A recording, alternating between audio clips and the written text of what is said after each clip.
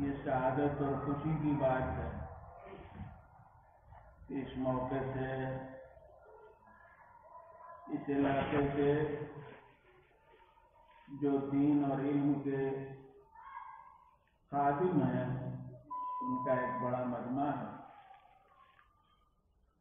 اور ایک دینی اور تعلیمی ادارے کے ماحول میں ہم سب جمع ہیں اور اس مجمع میں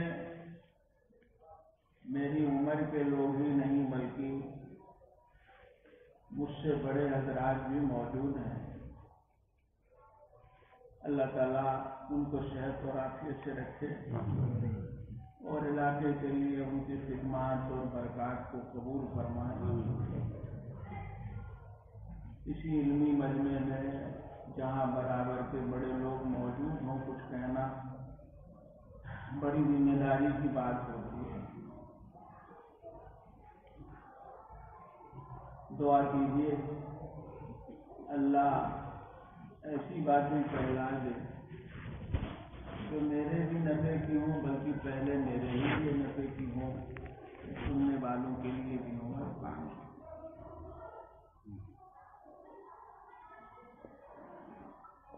کیونکہ زیادہ تر پڑھنے پڑھانے والے ہیں انہیں کو جمع کیا گیا۔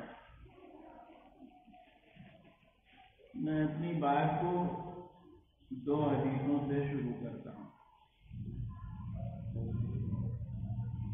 ان میں سے ایک حدیث تو بہت معروف ہے، فضائل اعمال وغیرہ میں موجود ہے، برابر پڑھی جاتی ہے، سنی جاتی ہے۔ اس قیامت میں جہنم میں سب سے پہلے 3 آدمی ڈالے جائیں گے۔ تینوں میں ایک بات مشترک ہے اور وہ یہ ہے کہ انہوں نے ایسے کام کیے جو بڑی طاعت اور عبادت ہوتے ہیں اور سمجھے جاتے ہیں، لیکن اس کے باوجود ان کو جہنم میں ڈالا جائے گا۔ اور وہ کس لیے ڈالا جائے گا؟ تو انہوں نے جو کچھ نیک کام کیا اپنی صورت میں اس سے اللہ کی رضا اور اس کی خوشی کا قصد اور ارادہ نہیں۔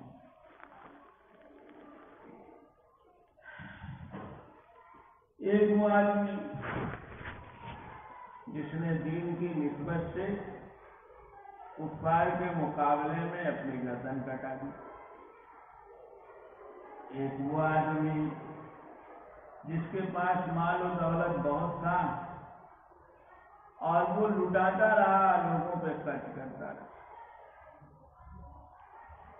اور تیسرا وہ آدمی جس کا تعلق ہماری برادری سے تھا، پڑھنے پڑھانے کی لائن سے تھا، لیکن اس کا پڑھنا پڑھانا اللہ کے لیے نہیں تھا۔ حدیث میں قاری کا لفظ ہے۔ عام طور سے قاری کا مطلب قاری صاحب ہم لوگ، لیکن ہر جگہ یا کم سے کم روایات میں قاری سے یہ ہمارا قاری نہیں مراد ہوتا بلکہ پڑھا لکھا آدمی، دین کا علم رکھنے والا مراد ہوتا۔ اللہ تعالیٰ ہر ایک کو بلائیں گے، پوچھیں گے، اور آدمی جو کر کے گیا ہے ظاہر میں اس نسبت سے جواب دے گا، آپ کے لیے یہ کیا، میں نے یہ کیا۔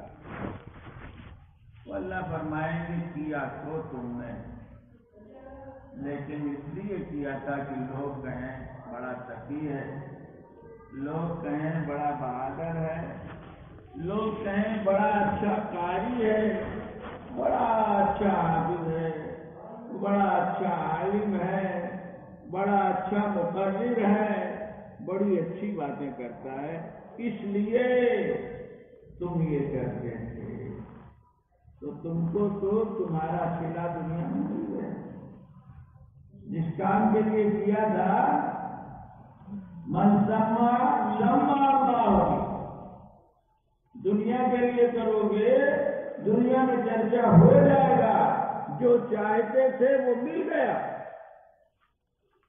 ہمارے لیے تو کیا، تو ہم کیا دیں تم کو، ہمارے پاس تمہارے لیے کچھ نہیں ہے، اللہ ہم سب کے پاس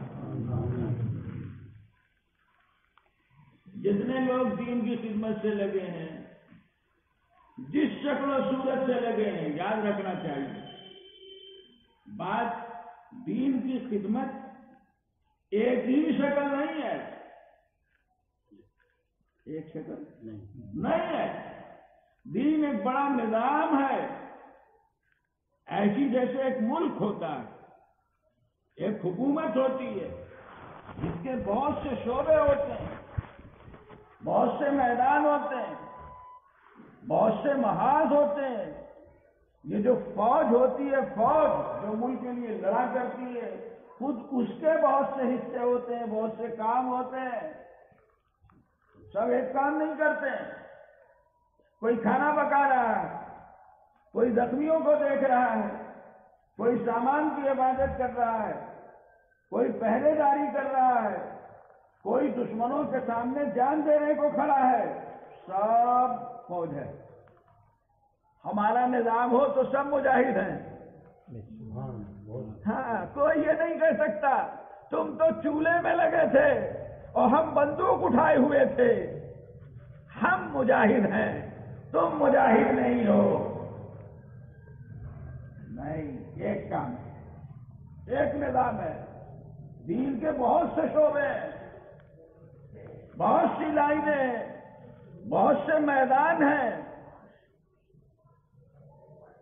دین کی خدمت کے لیے ان سب میدانوں کو سنبھالنا ضروری ہے، اور ہر آدمی ہر میدان نہیں سنبھالے گا، گھر میں اور چولہا سنبھالتی ہے، مرد دکان سنبھالتا ہے، اور دکان سنبھالتا ہے، دنیا میں کچھ لوگ پڑھنے پڑھانے کا کام کرتے ہیں، کچھ لوگ ہنر کا کام کرتے ہیں، صنعت کا کام کرتے ہیں، اور کچھ لوگ مختلف کام کرتے ہیں، سب کے سب مولوی ہو جائے، سب کے سب حافظ ہو جائے، سب کے سب مسجد و مدرسے میں ہی لگے رہیں، یہ نہ ہوا ہے نہ اس کا مطالبہ ہے،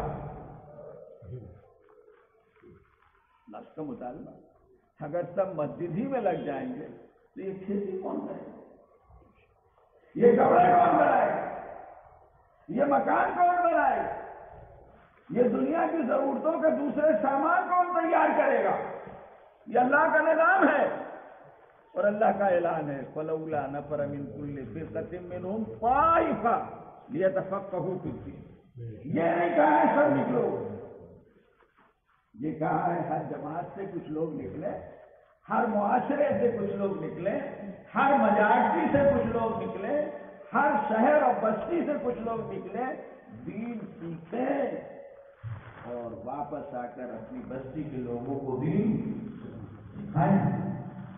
وَلْتَكُن مِّنكُمْ أُمَّةٌ، ایک عام امر بالمعروف نہی عن المنکر ہے، وہ ہر ایک سے متعلق ہے، اس کے اپنے گھر تک ہے، اس کے اپنے دائرہ کار تک ہے،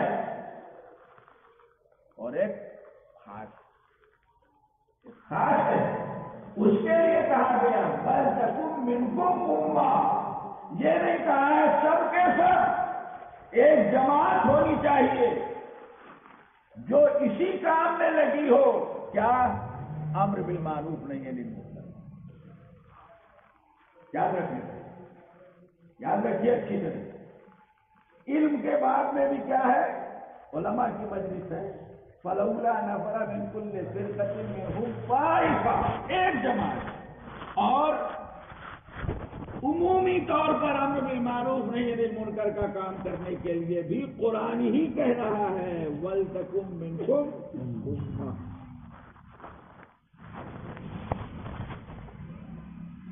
سب کو عالم بنانا مقصود نہیں، حافظ بنانا مقصود نہیں، دنیا کے نظام مختل ہو جائے گا۔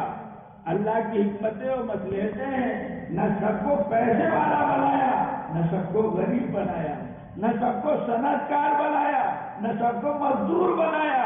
سب صنعت کار ہو جائیں گے تو مزدوری کون کرے گا؟ مزدوری کون کرے گا؟ سب پیسے والے ہو جائیں گے تو ایک دوسرے کی ضرورتیں کیسی پورے ہوں گی؟ جب کچھ پیسے والے ہوں گے اور کچھ پیسے سے کمزور ہوں گے تو دونوں ایک دوسرے کی ضرورت ہو جائیں گے۔ پیسے والوں کو ضرورت ہے پیسے سے خالی لوگوں کی تاکہ ان کا کام ہو سکے، اور پیسے سے خالی لوگوں کو ضرورت ہے پیسے والوں کی تاکہ ان کو پیسہ مل سکے۔ یہ اللہ کا نظام ہے، اللہ کا نظام ہے۔ دین کی خدمت کے بہت سے شعبے ہیں، امامت، خطابت، وعظ و نصیحت، مدرسوں کا پڑھنے پڑھانے کا نظام، اور مدرسوں کے پڑھنے پڑھانے کے نظام میں نورانی قاعدہ بغدادی، یسن القرآن جو بھی پڑھاتے ہو وہاں سے لے کر بخاری اور اقرا تک، یہ سب میدان ہیں،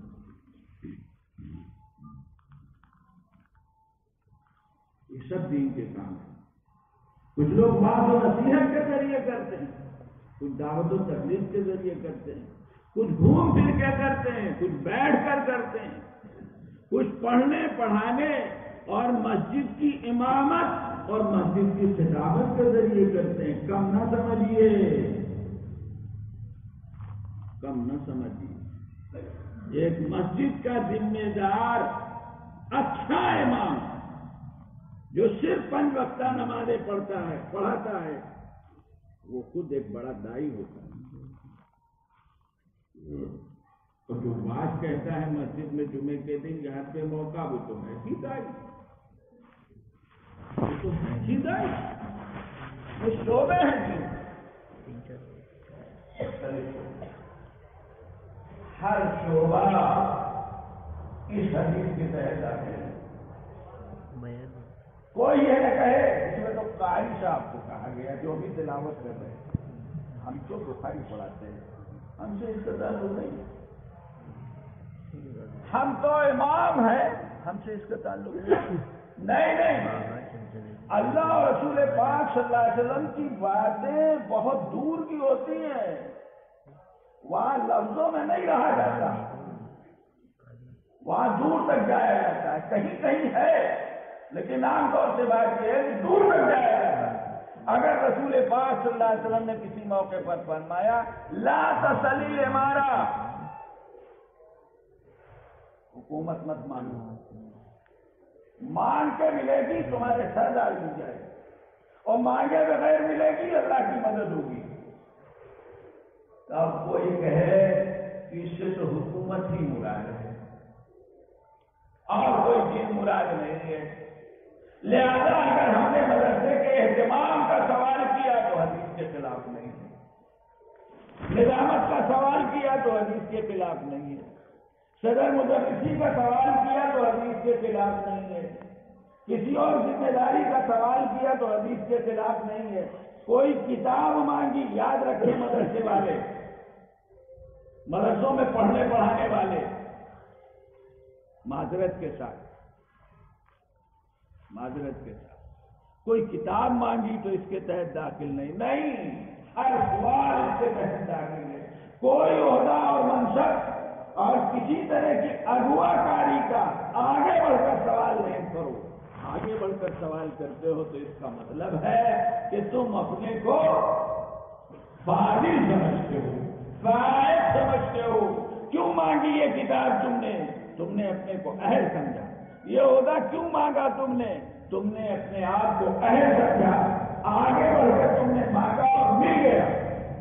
اور جو لوگ آگے بڑھ کے مانگتے ہیں وہ جوڑ توڑ کرتے ہیں، عام طور سے بات آگے بڑھ کر مانگنے والے جس چیز کو مانگتے ہیں اس کے لیے جوڑ توڑ کرتے ہیں، زور و سفارش، دھوس اور پیسہ سب استعمال کرتے ہیں۔ تو اللہ فرماتے ہیں کہ ٹھیک ہے پھر چلو دیکھتے ہیں۔ اور جب کوئی چیز مانگے بغیر ملتی، جب کوئی چیز مانگے بغیر ملتی ہے تو اللہ کی مدد ہوتی ہے۔ تو اس لیے قرآن حدیث میں جو بات ہے یہ نہیں ہے یہ لفظ آیا ہے بھائی اس کے لیے ہے، ہم تو اس کے بارے میں نہیں۔ اس حدیث میں قاری، حافظ، عالم، داعی سب داخل ہیں، پیر و فقیر سب داخل ہیں۔ دین کا جو بھی کام کیا جائے گا دنیا کے لیے، دنیا حاصل کرنے کے لیے، اللہ کی رضا اور خوشی سامنے نہیں ہوگی، وہ سب اس حدیث کے تحت داخل۔ اللہ سب کے پاس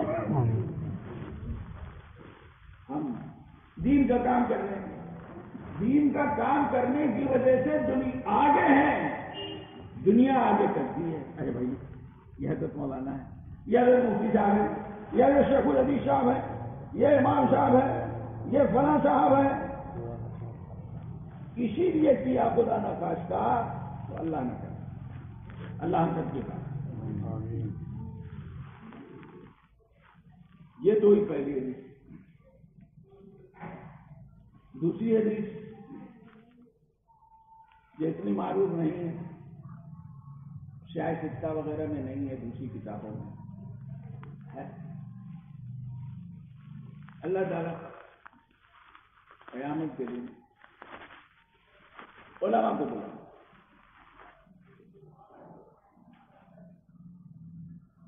ظاہر ہے کہ سب پریشان ہیں، اور وہاں تو انبیاء علیہم الصلاۃ والسلام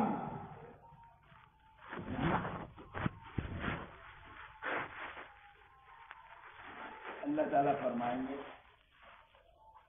میں نے تم کو دنیا میں اپنے علم سے اس لیے نہیں نوازا تھا کہ آج کے دن تم کو ذلیل و رسوا کروں۔ میں نے تم کو اپنے علم سے دنیا میں اس لیے نہیں نوازا تھا کہ آج کے دن میں تم کو ذلیل و رسوا کروں، تم کو اپنا علم دیا تھا اپنا کام کرنے کے لیے، تو آج میں تمہارا اعزاز اور اکرام کروں گا۔ جاؤ سب جنت۔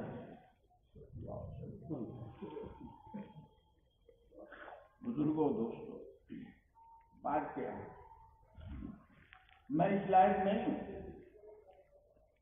یہ باتیں بڑی ہیں بڑوں سے، لیکن بڑوں سے سنی ہوئی باتیں ہیں، اللہ نے اپنے فضل و کرم سے پڑھنے پڑھانے میں لگایا ہے، کتابوں کی باتیں ہیں وہی پڑھاتا ہوں۔ علم کی بڑی اہمیت، اور دین کا ہو یا دنیا کا ہو، علم ہے۔ ہمیشہ انسانوں نے علم کو بڑی اہمیت، عظمت کی نگاہوں سے عالم کو احترام والا سمجھا ہے، چونکہ علم کا ایک خاص اثر علم والے میں ہوا کرتا ہے، ہونا چاہیے۔ پہلے ہر علم میں ہوتا تھا، ہر علم میں ہوتا تھا۔ دنیا کی لائن کے جو علوم ہوتے تھے ان میں بھی لوگوں میں ایک وفاداری ہوتی تھی، ایک وقار ہوتا ہے، اور آج افسوس کی بات یہ ہے کہ ہمارے اندر نہیں رہ گیا، ہمارے اندر آج تو صورت حال یہ ہو گئی ہے کہ ہمارے مدرسوں کے طلبا بھی اسٹوڈنٹ ہو گئے۔ ارے بھائی مانا تو ایک ہی ہے، لیکن اسٹوڈنٹ جب بولے تو معلوم ہوا ذرا سی کوئی بات ہوئی ہنگامہ شروع کر دیا، ذرا سی کوئی بات ہوئی تو یہ پڑھے لکھے لوگ، کوئی کسی آفس کا بڑا بابو ہے، کوئی کسی کالج کا پروفیسر ہے، مرنے مارنے پہ تیار ہو جاتے ہیں، یہ صورتحال ہے۔ لیکن پہلے زمانے میں علم بڑے وقار کی تھی، لوگ سمجھتے تھے کہ علم تو علم ہے، وہ احترام سے ہی آتا ہے، پڑھنے والے پڑھانے والے کا احترام کرتے تھے، پڑھانے والے پڑھنے والوں کا اکرام کرتے تھے، محبت کرتے تھے۔ وہ کتابیں جو ساری دنیا کی لائن کی ہوتی تھی ان کا بھی بڑا احترام کیا جاتا تھا۔ ایک انگریز ایک مشن کے اسکول کے بچے کو دیکھتا ہے، اپنے پڑھنے والے کو، سڑک کے کنارے سواری کے انتظار میں بیٹھا ہے، بس کا زمین پہ رکھ کے اس کے اوپر بیٹھا ہے، وہ سڑک کے دوسرے کنارے سے جا رہا ہے، اس کی نگاہ پڑی، سڑک پار کر کے اس بچے کے پاس آیا اور اس بچے سے کہا، بیٹا یہ کتابیں سر پہ رکھو گے تو کچھ تم کو ملے گا، یہ اس لیے نہیں ہے کہ زمین پہ رکھ کے تم اس پہ بیٹھو۔ یہ وقت صورتحال بدل چکی ہے۔ بات یہ ہے کہ علم تو بہرحال علم تھا، علم ہے، لیکن آج تو ظاہر بات ہے کہ اس تفصیل میں کہاں جائے کہ لوگوں نے علم کو کیا بنایا، اور ہم بھی متاثر ہو گئے، ہم بھی متاثر ہو گئے۔ جیسے کہا نہیں کہ اب ہمارے یہاں طالب علم نہیں رہ گئے، اسٹوڈنٹ، ایسے ہی ہم نے بھی بنا دیا، ہم نے بھی وہی لائنیں پکڑ لی۔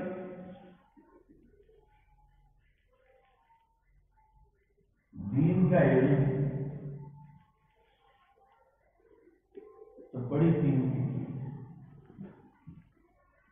بڑی عزت و توقیر کی اور بڑی ذمہ داری کی چیز ہے۔ دین ہی کا علم وہ علم ہے کہ جس کی بدولت اللہ کی معرفت حاصل ہوتی ہے، اللہ سے صحیح تعلق قائم ہوتا ہے۔ وہ بات انسان میں پیدا ہوتی ہے، مسلمان میں جو پیدا ہو نہیں جائے۔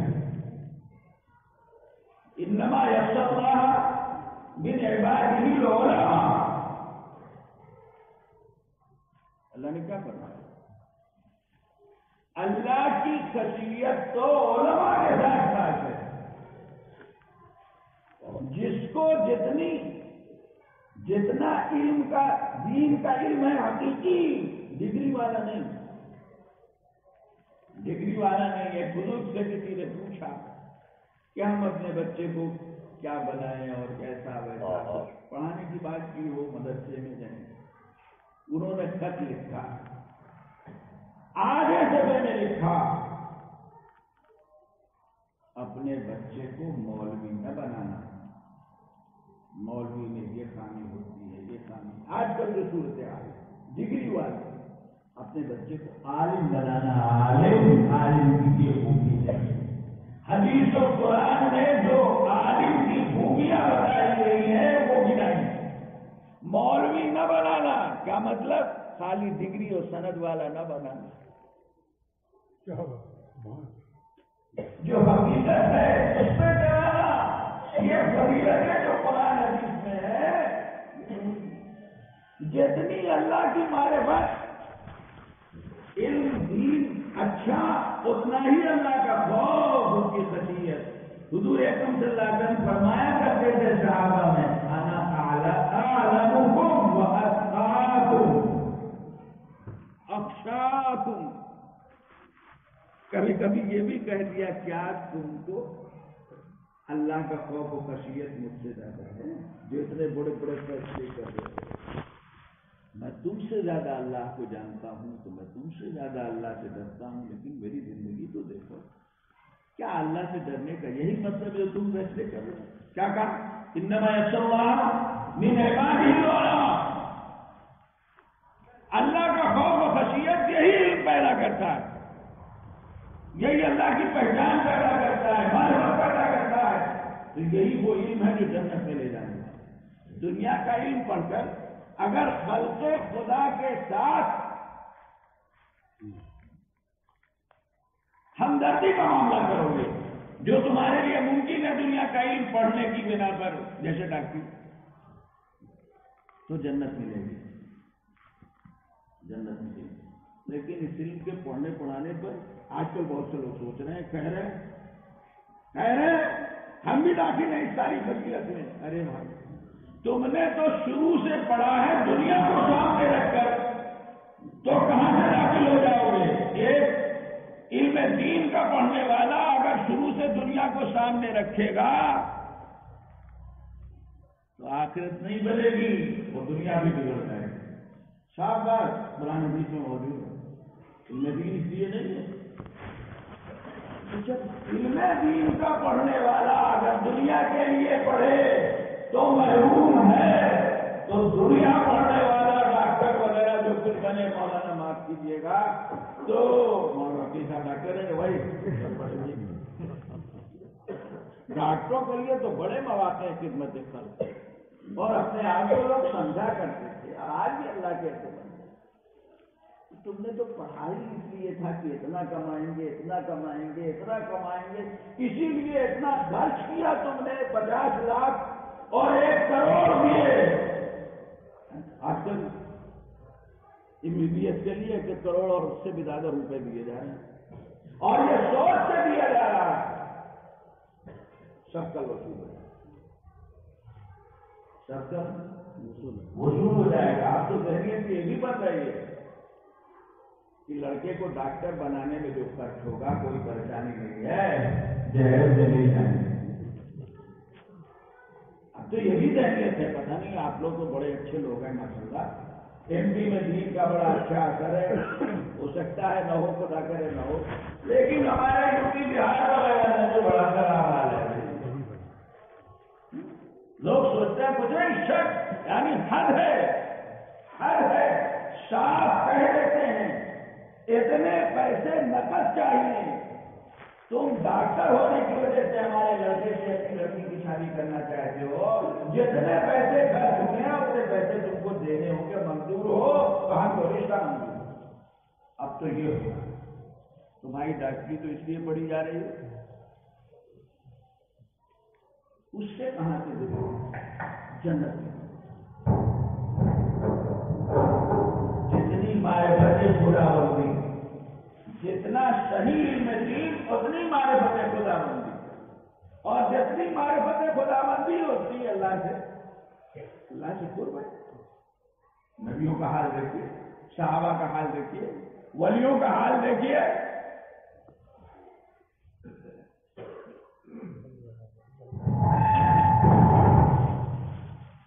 یہ مدرسے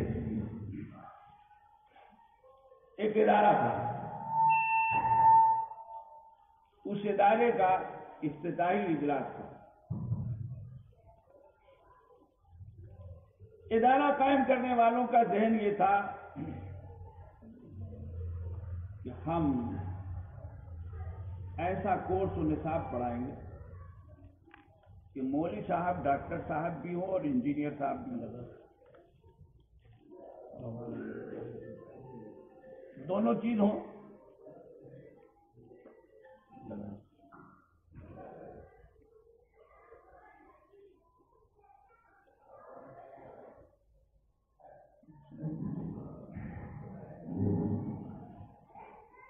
ابتدائی اجلاس میں اس ادارے کے جو روح رواں تھے، بہت بڑا مہمان تھا.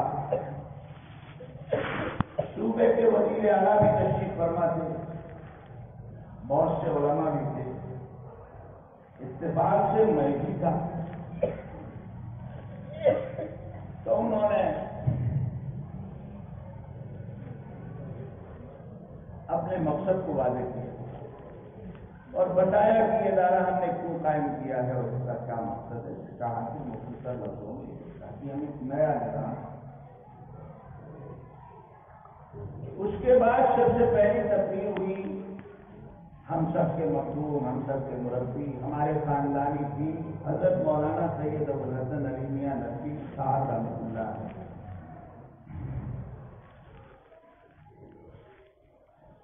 حضرت مولانا جو سنتے رہتے تھے سب باتیں تعلق کے خاطر میں آ گئے تھے، یہ خطاب سن کر حضرت نے جو تقریر فرمائی اس کا حاصل یہ تھا، بھائی علم وہی ہے جو اللہ سے جڑے، اللہ کا بنا ہے، باقی سب علم نہیں۔ وہ یہ کہہ کر انہوں نے سب جواب دے دیا۔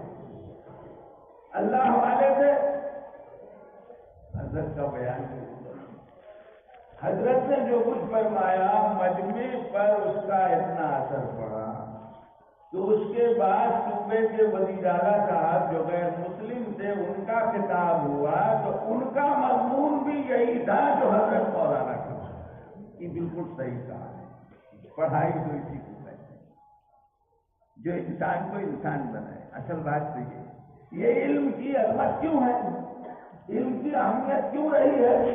لوگ یہ سمجھتے ہیں کہ جس انسان کے پاس علم ہوتا ہے وہ انسان ہوا کرتا ہے واپس، اور جو علم سے جتنا خالی ہے اس کے اندر حیوانیت ہوتی ہے، اس کی انسانیت کمزور ہوتی ہے۔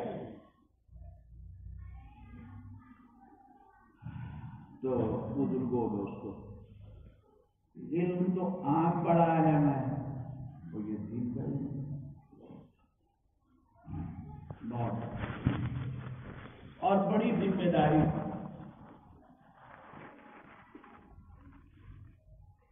بڑی ذمہ داری، اور یہ ذمہ داری بزرگوں دوستوں کب پوری ہوتی اور کتنی بڑی ہے؟ ماشاءاللہ مہمان رات دن کہیں نہ کہیں حسب موقع کان میں یہ حدیث پڑتی ہی رہتی ہے، نگاہوں سے گزرتی رہتی ہے، العلماء ورثۃ الانبیاء وَإِنَّ الْأَنْبِيَاءَ لَمْ يُوَرِّثُوا دِينَارًا وَلَا دِرْهَمًا وَإِنَّمَا وَرَّثُوا الْعِلْمَ۔ ہمیں اچھی طرح استحضار کر لینا چاہیے۔ علماء کیا ہیں؟ انبیاء کے وارث،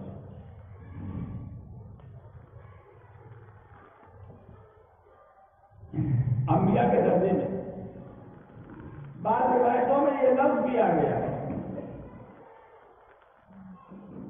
ہے، لوگ بیان کرتے ہیں علماء امتی انبیاء بنی اسرائیل، لیکن محققین علماء کا فیصلہ یہ ہے کہ یہ روایت مانن تو صحیح ہے، لفظاً صحیح ہے، یعنی یہ الفاظ حضور اکرم صلی اللہ علیہ وسلم سے اکثر حضرات کے نزدیک ثابت نہیں ہے، مضمون صحیح ہے، اس لیے کہ علماء ورثۃ الانبیاء اس کی دلیل ہے۔ علماء سے نبیوں کا کام لیا، نبیوں کا طریقہ کیا ہے؟ علم دین، علم ہدایت۔ نبیوں کو کس لیے بھیجا گیا؟ انسانوں کو ہدایت کی راہ دکھانے کے، انسانوں کو اللہ سے جوڑنے کے لیے، اللہ کا راستہ بتانے کے لیے نبیوں کو اس لیے بھیجا گیا ہے۔ تو یہ جو علماء ہیں ان کے پاس جو وراثت ہے نبیوں کی، کس چیز کی وراثت ہے؟ علوم ہدایت۔ دنیا نہیں، دنیا کے علوم نہیں، دنیا کے علوم پڑھنا پڑھانا ان سے تعلق رکھنا جائز ناجائز کی بات نہیں ہو رہی ہے، وہ بھی ضرورت ہے ہماری، علماء پڑھیں ان چیزوں کو نہ پڑھیں وہ الگ بات ہے، لیکن علماء کے پاس اصل سرمایہ کیا ہونا چاہیے؟ علم دین کا سرمایہ، وہ علم کی جس کے واسطے سے کوئی دینی مشکل جو امت کو پیش آئے اس کو حل، جو کوئی پریشانی آئے اس میں شرعی حکم بتائیے وہ بتا سکیں، یہ ہے علماء کی وراثت۔ دنیا کے علوم ہیں تو اچھی بات، نہیں تو نہیں۔ حضور صلی اللہ علیہ وسلم نے خود ہی ایک موقع پہ فرما دیا ہے انتم عالم بدنیاکم۔ یہ مطلب تھوڑی ہے کہ آپ دنیا نہیں جانتے، لیکن آپ نے فرمایا یہ دنیا کے علوم، رہن سہن، کاروبار، کھیتی باڑی، اس کی باریکیاں تم جانو۔ یہ میرا فرض منصبی نہیں ہے۔ میرا فرض منصبی تو یہ ہے کہ تمہارے معاملات میں کہیں بھی دینی اعتبار سے کیا ہونا چاہیے وہ میں تم کو بتا دوں۔ علماء کا منصب، العلماء ورثۃ الانبیاء، یہ نبیوں کی وراثت ہے، نبیوں کی وراثت ہے۔ اسی سے سمجھا جا سکتا ہے یہ کتنی بڑی ذمہ داری ہے۔ لیکن یہ ذمہ داری ہم سے کب پوری ہوگی، کیسے پوری ہوگی؟ جب ہم اس کا احساس کریں، اس کا لحاظ کریں، اس کا خیال کریں، اس کے حدود کیا ہیں، اس کے تقاضے کیا ہیں، اس کا حق کیا ہے۔ جب ہم اس کو سمجھیں گے تب ہر چیز کے حدود و آداب ہے، وقار ہے ہر چیز کا۔ ایک حدیث پاک ہے تو قاضیوں سے متعلق، لیکن بات وہی ہے کہ خالی قاضی سے متعلق نہیں ہے، دین کے ہر خادم سے اس کا تعلق ہے۔ حضور اکرم صلی اللہ علیہ وسلم نے فرمایا ایک موقع پر من جعل قاضیا فقد ذبح بغیر سکین، جس آدمی کو قاضی بنایا جاتا ہے اس کو بغیر چھری کے ذبح کرتے ہیں۔ ہمارے ایک محاورہ بولا جاتا ہے، یہ اسی محاورے کے درجے میں ایسے ہی سمجھ میں آتا ہے، الٹی چھری سے ذبح کرتے ہیں۔ چھری ایک سیدھی ہوتی ہے، دھار اس کا اوپر کا حصہ ہوتا ہے، دھار سے ذبح کیا جاتا ہے، اوپر کے حصے سے نہیں ذبح کیا جاتا۔ ہو سکتا ہے کچھ اس میں نوک ہو، کہیں دائیں بائیں دھار ہو، تو کرتے کرتے کرتے محنت کرتے کرتے ذبح ہو ہی جائے جانور، لیکن جو کام 1 منٹ میں ہوگا چھری کی دھار سے، وہ کام آگے اور 1 گھنٹے میں ہوگا الٹی چھری سے۔ اور ظاہر ہے کہ ایسی صورت میں جانور کو بے انتہا تکلیف ہوگی، بے انتہا تکلیف ہوگی۔ طریقہ یہی ہے، سیدھی چھری سے ذبح کرو۔ اور ہم کو کہا گیا ہمارا دین عجیب لگے، اذا قتلتم فاحسنوا القتلہ واذا ذبحتم فاحسنوا الذبح۔ کسی کی جان لینی ہو، جہاں شریعت نے حکم دیا ہے جان لینے کا، مار دو اس کو، تو تڑپا تڑپا کے نہ مارو، تڑپا تڑپا کے نہ مارو، سیدھے سیدھے 1 مرتبہ۔ حتیٰ کہ اس کی وجہ سے حنفیہ اس بات کے قائل ہے کہ اگر قصاص کا مسئلہ ہو تو تلوار سے گردن مار دو، مجرم نے کیسے مارا ہے تڑپا تڑپا کے یہ نہ کرو۔ اور وَإِذَا ذَبَحْتُمْ فَأَحْسِنُوا الذِّبْحَ، اور ذبح کرو تو اچھی طرح ذبح کرو، جانور کی راحت کا خیال رکھو، چھری کو تیز کر لو، طاقت سے تیزی سے چلاؤ، تاکہ جانور کی جان جلدی نکل جائے، اس کو تکلیف نہ ہو۔ تو الٹی چھری تو اس لیے نہیں ہوتی، اسی کو فرمایا نبی پاک صلی اللہ علیہ وسلم، من جعل قاضیا فقد ذبح بغیر سکین۔ اب اس کے 2 مطلب،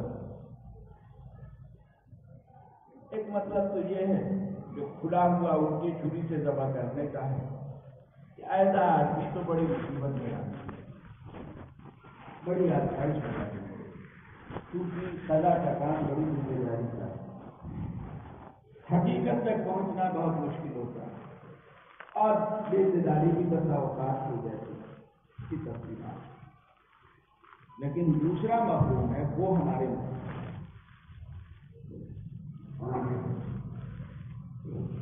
جس شخص کو قاضی بنایا جائے اس سے اسے اپنی خواہشات کو قربان کر دینا چاہیے۔ فقط جو بھی ہے بغیر سکین کا مفہوم ہے، اسے یہ سمجھنا چاہیے میں مر گیا۔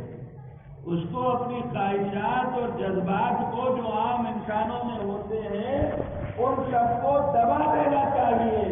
اس کو صرف یاد رکھنا چاہیے میں دینی مقتدا ہوں، میں تو مسجد کا امام ہوں، محلہ بھر مجھ پر نگاہ رکھتا ہے۔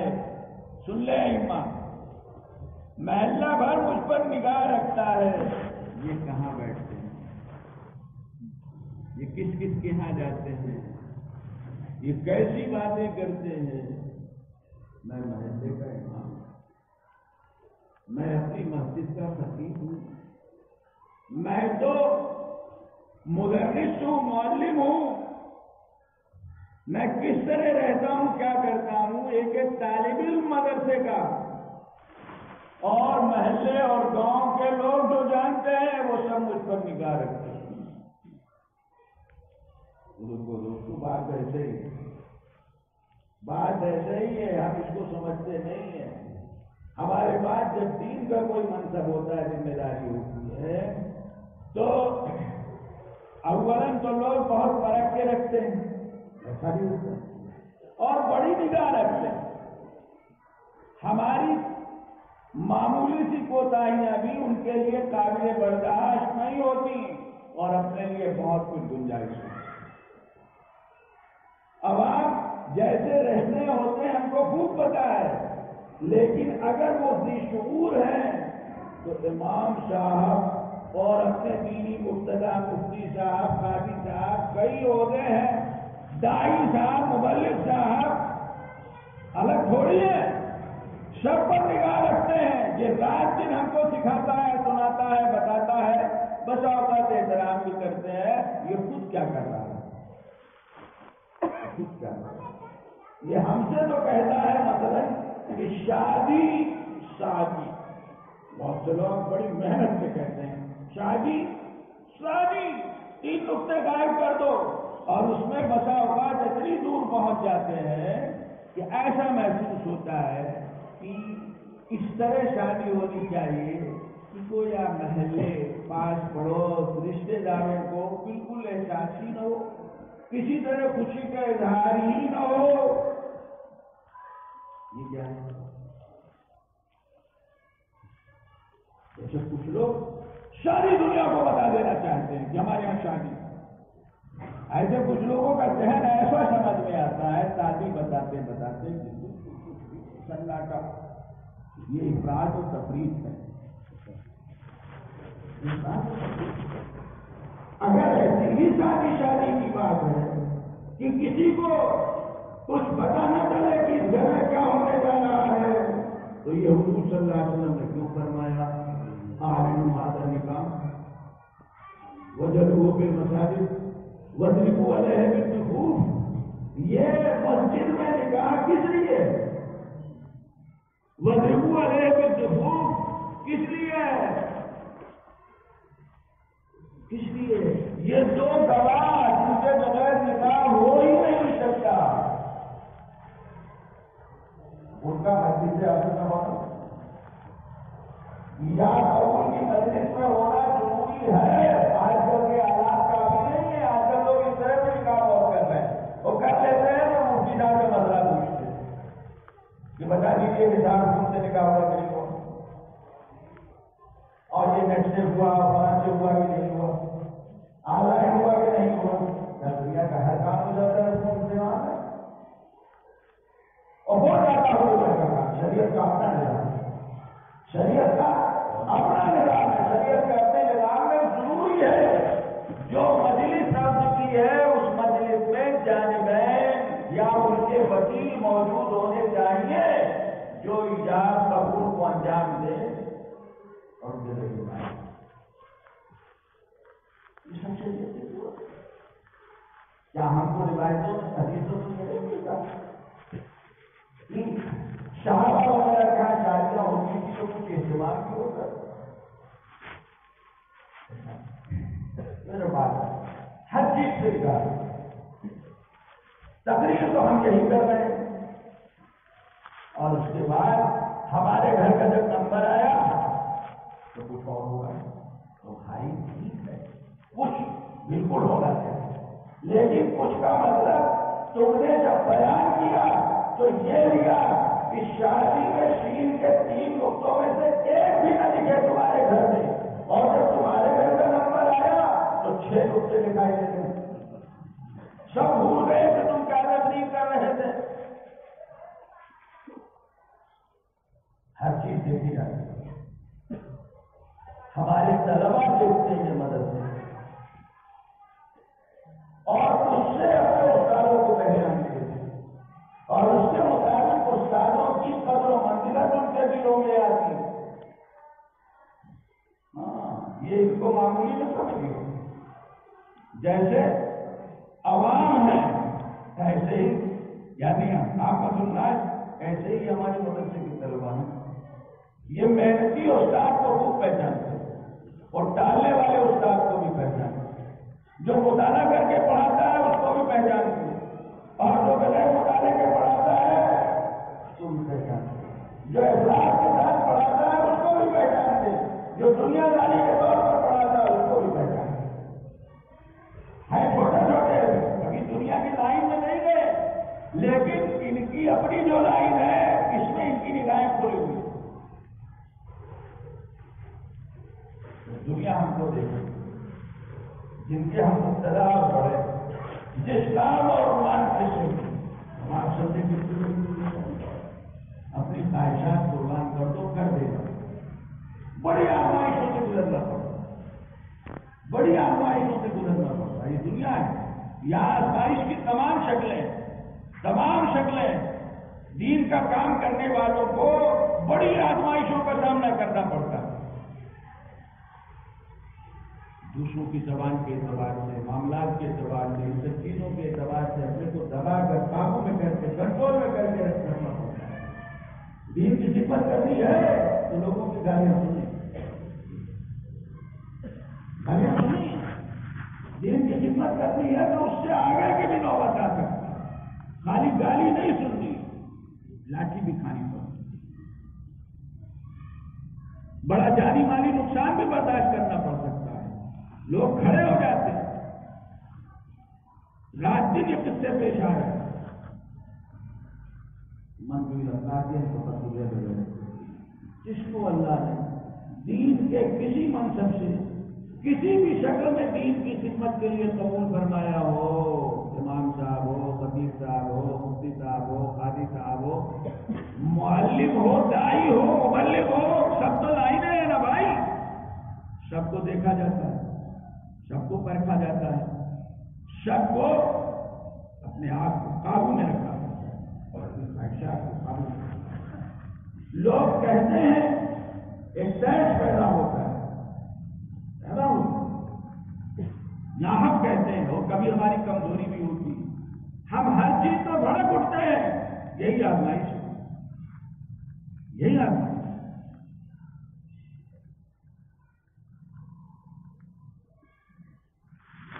روایتوں میں واقعہ ہے، حضور صلی اللہ علیہ وسلم کے سامنے یہ بات کہی گئی کہ ایک شخص نے یہ کہا ہے کہ فلاں معاملے میں حضور اکرم صلی اللہ علیہ وسلم نے انصاف نہیں کیا۔ اس طرح کے لوگ ہر زمانے میں ہوتے ہیں، ہر زمانے میں تعجب ہوتا ہے کہ کچھ لوگ ایک طرف اللہ کے نبی صلی اللہ علیہ وسلم کو نبی بھی مان رہے ہیں اور نبی کے کام پر تبصرہ بھی کر رہے ہیں۔ آج اگر کوئی آدمی آپ کو پیر بنائے ہوئے ہو اور آج کے اوپر تبصرہ کرے تو کیا بہتر کرنا؟ نبی بھی مان رہے ہیں، کیا کہہ رہے ہیں؟ انصاف کیجیے، انصاف اللہ سے ڈریے، کیا کریں؟ نبی تو موجود قاری وغیرہ سب کتابوں